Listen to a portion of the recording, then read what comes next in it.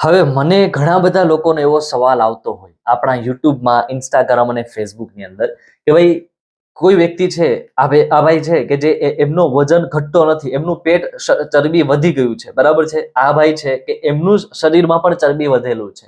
હવે આ જે પેટની ચરબી અથવા તો આપણા અહીંયા જે પણ ઉભેલા છે તમામ વ્યક્તિઓમાં કોઈની પણ પેટની ચરબી વધારે છે, બરાબર છે.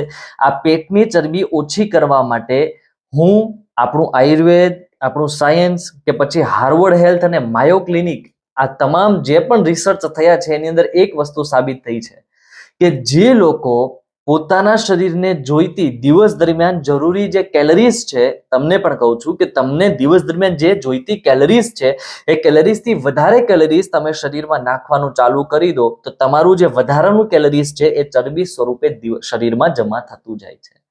આપણા શરીરમાં દરરોજના વજન પ્રમાણે વિટામિન્સ, પ્રોટીન, ફેટ અને કાર્બ્સની જરૂર પડે. વિટામિન્સ તો આપણે સાઈડમાં રાખી દઈએ. પ્રોટીન, કાર્બ્સ અને ફેટ આ સૌથી ઇમ્પોર્ટન્ટ વસ્તુ છે શરીરમાં એનર્જી આપવા માટે. હવે તમારા શરીરમાં સમજી લો કે 70 કિલો તમારું વજન છે, 250 ગ્રામ જેટલા કાર્બ્સની તમને ડેઈલી જરૂર પડે છે.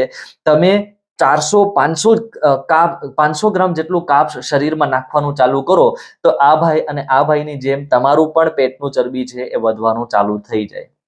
અને ખાસ કરીને અત્યારે આપણા ગુજરાતી ભાઈ બહેનોને આપણા ભારતમાં સૌથી મોટી તકલીફો જોવા મળે છે. પ્રોટીન ખૂબ ઓછું લેવું, બેઠાડું જીવન, આળસુ શરીર કરી નાખવું, રિફાઇન્ડ વસ્તુઓનો ઉપયોગ કરવો, તળેલી તીખી બહારનું ખોરાક ખાવો, દર રવિવારે બહાર જમવા જવું, એમાં કાર્બ્સ અને ફેટ ભરી ભરીને ખાવું, પ્રોટીનનો વિચાર ન કરવો, આના કારણે આપણા પેટની ચરબી વધી રહી છે. પ્રોટીન આપણા શરીરમાં રાત્રે સૂતા હોઈએ ત્યારે પણ ફેટને બર્ન કરવાનું કામ ચાલુ રાખે છે.